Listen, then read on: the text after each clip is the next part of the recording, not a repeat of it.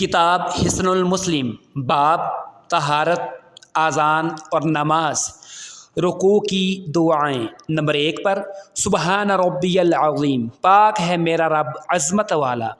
Number 2 پر سبحانک اللہم ربنا وبحمدک اللہم اغفر لی، پاک ہے تو اے اللہ، اے ہمارے رب اپنی تعریف کے ساتھ اے اللہ مجھے معاف فرما دے۔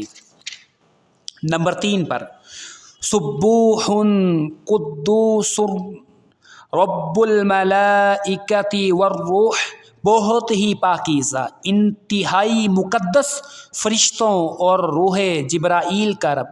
نمبر 4 پر سبحان ذی الجبروت والملکوت والکبریاء والعظمۃ، پاک ہے بہت بڑی قدرت و طاقت والا اور بہت بڑی بادشاہت والا اور بڑائی اور عظمت والا۔ نمبر 5 پر اللہم لک رکعت وبک آمنت ولک اسلمت، خشع سمعی وبصری ومخی وعظمی وعصبی ومستقلت به قدمی للہ رب العالمین، اے اللہ میں تیرے لیے ہی جھکا اور تجھی پر ایمان لایا اور میں تیرا ہی فرما بردار بنا۔